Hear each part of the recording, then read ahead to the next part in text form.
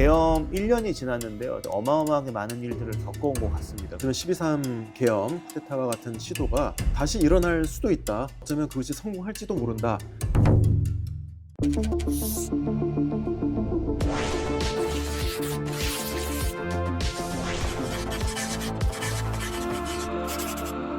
교수님 안녕하십니까? 네, 안녕하세요. 네, 이렇게 바쁘신데도 불구하고 이렇게 인터뷰를 부탁드리게 됐습니다. 감사합니다. 초대해 주셔서 감사합니다. 예, 중앙대 신진욱 교수님을 모셨는데요. 좀 구체적인 연구 분야 좀 소개해 주시겠습니까? 네, 민주주의, 또 시민사회 사회운동 이런 쪽 연구를 하고요. 다른 한편으로는 국가폭력과 독재, 또 극단주의 이런 것들을 연구를 해왔습니다. 그리고 지난 한 10년 정도는 민주주의 후퇴의 문제에 대해서 많이 관심을 가져왔는데 지난 12월 3일 비상계엄 일어나면서 그 뒤로는 도대체 한국 사회 뭐가 문제였는지, 한편으로는 한국 사회 파워 엘리트와 국가에 대한 연구들, 또 다른 한편으로는 한국 사회 저변에서 그런 반민주적인 또는 폭력적인 분위기들이 어떻게 형성되어 있는지 이쪽으로 연구 집중적으로 하고 있습니다. 이제 12.3 비상계엄이 이제 있었던 지 이제 1년 정도가 지나는 시점이 벌써 됐습니다. 네. 우리나라에서 있었던 이 비상계엄의 성격과 좀 의미 있어서 가장 중요한 점들을 좀 짚어주신다면 어떤 걸 좀 짚어주실 수 있을까요? 네, 여러 가지 측면이 있겠지만 제가 가장 주목을 하는 부분은 12.3 사건의 발발을 통해서 우리 민주주의가 공고하지 않다, 안전하지 않다라는 것이 확인되었다라는 사실, 그게 가장 중요하다는 생각이 들거든요. 학문적으로 민주주의가 공고하다라는 의미는 과거에 독재를 경험했던 그런 나라들이 민주화가 되지 않았습니까? 그런 민주주의가 여러 가지 한계, 문제점 이런 것들을 갖고 있겠지만 그래도 독재로 또는 인권이 유린되는 그런 시대로 돌아갈 가능성은 이제는 없다고 볼 수 있다. 이럴 때 민주주의가 공고화됐다고 얘기를 합니다. 그런 측면에서 한국이 그동안 세계에서 독재에서 민주화된 이후에 민주주의가 공고화된 대표적인 모범 사례로 언급이 많이 돼 왔거든요. 근데 이번에 저희가 민주주의를 접목시키고자 하는 그런 시도들, 나아가서 뭐 군체포조의 가동이라든지 여러 가지 인권 유린의 계획들을 보면서 이런 일이 시도될 수 있는 나라였구나, 이런 일이 일어날 수 있구나, 이것이 뭐냐면 우리 민주주의가 안전하지 않다라는 것을 확인하게 된 사건이었다는 생각이 들고요. 많이들 생각을 하실 때 12.3 하면 대통령이 계엄을 선포하고 또 계엄사에서 포고령이 발표되고 계엄 문서를 작성을 하고 이런 것들이 다 뭐냐면은 상징적인 행위들입니다. 네, 언어를 통해서 선포를 했다라는 거죠. 근데 12.3에 실제 일어났던 것은 절대 거기에 그치는 것이 아니라 우리 사회의 군과 정부 기관들과 치안력과 이와 같은 그야말로 실체적인 국가 권력이 대규모로 가동된 그런 정치적인 기획이었다라는 사실이고요. 중요한 것은 그렇다면 그게 가동되기 위해서는 거대한 시스템이 필요하다는 것이고요. 그 시스템이 가동되기 위해서는 거기에 우리 정부 기관의 많은 고위층의 사람들이 협조를 해야지 그 시스템이 가동이 되는 것인데 그게 도대체 우리 사회에서 어떻게 가능했던 것이냐, 이에 대한 깊은 성찰이 요구되는 그런 사건이었다, 이렇게 말씀을 드리고 싶어요. 비상계엄이 있었을 때는 금방 끝났기 때문에 이것이 단순히 그냥 한번 일어난 이벤트나 해프닝처럼도 또 얘기가 됐었고요. 또 한편에서는 계몽령 같은 얘기를 통해서 더 이것을 또 가볍게 여기는 그런 측면들도 있었는데 그렇죠. 생각보다 이제 묵직한 사건이었다는 거고, 특히나 이것이 윤석열의 개인의 어떤 성격이나 행동으로만 일어날 수 있는 일은 아니었다라는 것들을 조금 더 우리가 주목해 봐야 되겠다는 뜻으로 이해가 되는데요. 네, 그렇습니다. 제가 일관되게 강조를 했던 것은 이것은 대통령 한 명의 갑작스러운 결정이나 이런 것들을 판단에 의해서 이루어지는 그런 사건이 전혀 아니다라는 것이고요. 무엇보다도 한국 사회 국가기관의 파워 엘리트 집단이 광범위하게 여기에 협력하거나 내지는 방조하거나 최소한 침묵을 지켰던 그런 가운데에 일어날 수 있었던 사건이다. 이걸 강조를 말씀을 드리고 싶고요.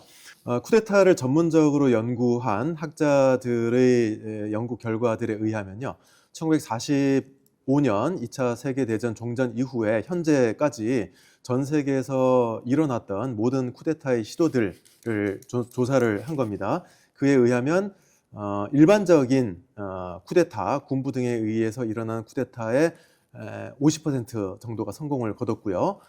그에 비해서 집권 세력이 그 권력을 영구화하기 위해서 일으킨 친위 쿠데타, 셀프 쿠데타의 경우에는 80% 이상이 성공 확률을 보였다는 그런 조사 결과가 있습니다.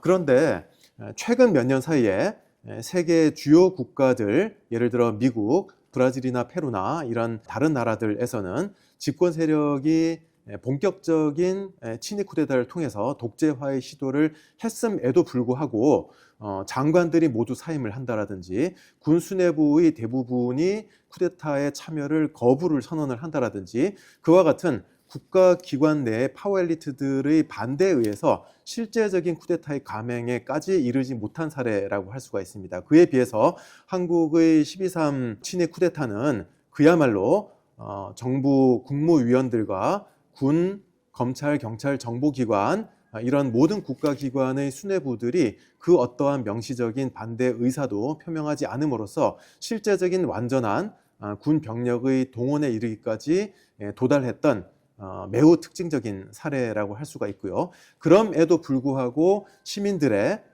즉각적이고 대규모적인 그런 용기 있는 행동에 의해서 그런 군의 동원이 저지될 수 있었던 또한 그 측면에서 대단히 특징적인 사례라고 할 수 있을 것 같습니다. 그 말씀을 들어보면 한 80%는 성공하고 네. 20%는 실패한다고 했을 때 이 20%라는 게 기획을 했다가 좌초되거나 네. 아니면 시도를 하려고 했으나 국무위원들이나 군대에서 거부해서 무너지는 경우들까지 다 포함한다면 네. 한국처럼 정말 군대가 출동을 해서 네. 정말 계엄군들이 어떤 적극적인 행동을 취한 상태에서 실패한 경우들은 사실 쉽게 찾을 수는 없는 일이긴 하겠네요. 친위 쿠데타의 시도들을 포괄적으로 연구했던 그런 결과에 의하면 한 5가지 정도의 결정적인 요인들이 있는 것 같습니다. 첫 번째는 쿠데타 주도 세력들 내에서의 조율과 결속이 어느 정도로 이루어졌느냐. 네, 그리고 두 번째는 군과 경찰 등과 같은 국가 강압기구에 대한 장악력이 어느 정도 되었느냐, 쿠데타 주도 세력이.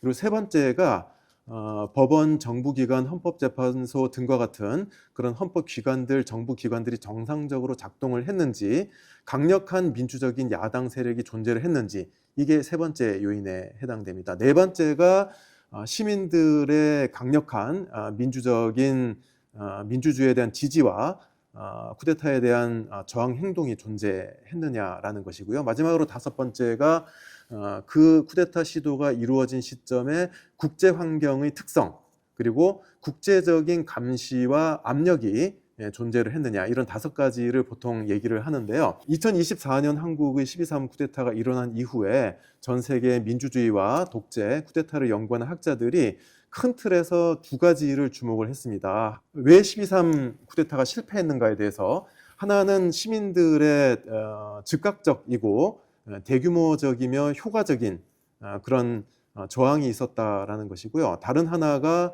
쿠데타 시도가 실제로 감행되었음에도 불구하고 큰 틀에서 헌법기관들과 정부기관들이 정상적으로 작동했다. 이 2가지를 이야기를 하는데요. 그와 같은 진단에 제가 전체적으로 동의를 하면서도 이런 진단이 기본적으로는 12.3 시도가 쿠데타가 왜 실패했는가라는 질문에 대한 응답으로서의 의미를 갖고 있는 것인데, 저희가 조금 질문을 바꿔서 12.3 쿠데타가 어쩌면 성공할 수도 있었던 시도였다, 이런 관점에서 출발을 한다면 다른 측면이 보일 수 있다는 생각이 들어요. 말하자면은 쿠데타를 주도한 그런 국가 권력층 내에서 상당한 조율과 결속이 이루어졌었다. 말하자면 아까 말씀드린 것처럼 명시적인 저항이 전혀 존재하지 않았다라는 것이고요. 이번 한국의 12.3의 경우에 정당이나 그리고 대통령실 내부, 그리고 군과 검찰, 경찰, 정보기관,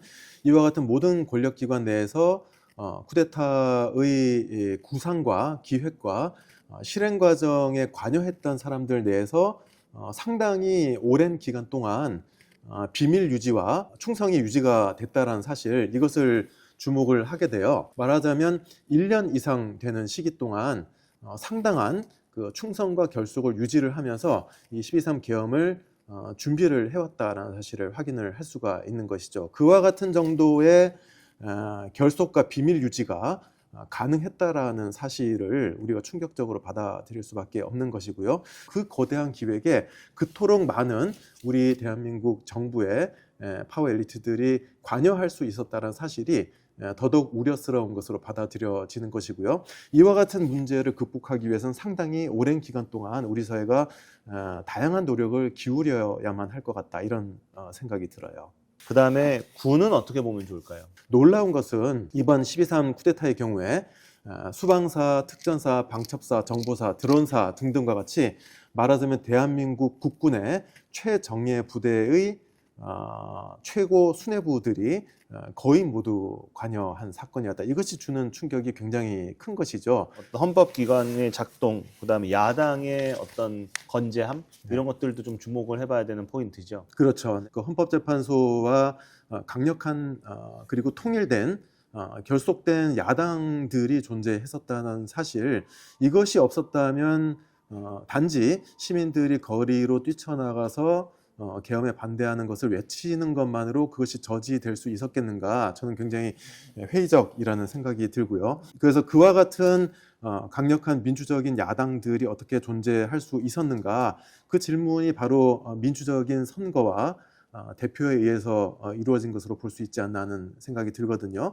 그래서 그런 측면에서 봤을 때 한국 정당 구도의 문제점을 심각하게 우려하지 않을 수가 없어요. 경쟁하는 정치 세력들 중에서 이 바로 민주주의적인 체제, 게임의 규칙 자체를 폐지하고자 했던 그런 시도를 옹호하고 있는 그런 정치 세력이 지금 한국의 정당 구도의 하나의 큰 축을 이루고 있다는 사실, 이것이 우리 민주주의의 어떤 여전히 지속되고 있는 취약성을 의미하는 것이 아닌가 하는 생각이 듭니다. 그래서 한국에서 그 보수를 표방하는 정당이 그야말로 민주주의와 헌법적인 규범을 존중하는 정당으로 거듭날 수 있을 때 민주주의를 발전시킬 수 있는 그런 근본적인 조건이 조성되는 것이라는 생각이 들어요. 네. 그 다음에 시민들의 어떤 역할에 대해서는 뭐 사실 대한민국에서는 1년 동안 굉장히 큰 자긍심으로 얘기를 해왔지 않습니까? 네. 어떻게 바라보면 좋을까요? 네, 해외에서는 이번 12.3 계엄에 대해서 소위 이제 응원봉 집회 등등이 굉장히 스펙터클하게 해외 언론에도 많이 알려지지 않았습니까? 그래서 한국의 시민들의 문화, 민주적이고 자유로운 그런 문화가 계엄을 막는 커다란 힘이었다, 이런 측면을 많이 주목을 하고 있습니다. 그것이 분명 진실이고 저도 역시 거기에 동의를 하고 있습니다만, 그와 더불어서 12.3 계엄 해제 이후에 우리가 지난 수개월 동안 경험했던 한국 시민사회, 한국 사회의 거대한 어떤 분열이라고나 할까요? 이런 것들을 마찬가지로 주목을 해야 된다라는 생각이 들어요. 단지 보수에 그치는 것이 아니라 극단주의적인 우파의 성향을 많이 띠고 있다는 것이죠. 그래서 이와 같은 경향들이 의미하는 바가 뭐냐 하면요, 한국 사회의 시민들이 압도적인 다수가 민주주의를 지지하고 아주 극소수만이 민주주의에 반대하는 그런 구도를 이루고 있는 것이 아니라 산술적으로는 소수임에도 불구하고 결코 우리가 간과할 수 없는 적지 않은 그런 부분이 독재를 선호하거나 또는 여러 가지 이유에서 독재를 용인하고 정당화하는 그런 경향들을 갖고 있다라는 사실, 그리고 그와 같은 분들이 그런 집합적인 행동, 집회나 시위, 정치 행동 이런 것들을 통해서 자신들의 정치적인 요구를 강력하게 주장하는 그런 구도로 한국 사회가 지금 와 있다라는 사실이죠. 마지막으로 국제 환경에 대한 것들 측면들도 좀 봐야 된다고 말씀해 주셨는데요. 국제 환경의 측면에서 전체적인 세계 질서가 기본적으로 민주주의와 인권, 또 다원주의 이와 같은 것들을 최소한 형식적으로라도 중요시하는 그런 국제 질서가 지배하고 있는 그런 시대에는 민주주의 후퇴라고 하는 것도 상당히 제한적으로 이루어질 수밖에 없는 것입니다. 하지만 국제 질서가 그런 껍데기를 벗어 던지게 됐을 때 민주주의 후퇴라는 것은 보다 더 적나라한 방식으로 이루어질 수가 있는 것이거든요. 그리고 1989년에 공산권이 몰락하고 또 독일도 재통일되고 이런 커다란 변화들이 많이 일어나지 않았습니까? 요 시기가 전 세계적으로 이른바 민주화의 세 번째 물결이 일어났던 시기라고 얘기를 하는 겁니다. 그 이후에 민주화의 물결이 말하자면 내려가는 국면으로 변화를 하게 되는데요. 그에 따라서 1990년대 한 중후반 정도부터는 다시금 민주주의 후퇴가 이런저런 여러 나라에서 나타나기 시작을 합니다. 그때 이후로 2000년대, 2010년대 그리고 오늘에 이르기까지 약 30년 가까이 민주주의 후퇴가 세계 여러 나라에서 이루어져 왔다라는 그런 이야기인데요. 2016년에 트럼프가 처음 당선이 되지 않았습니까?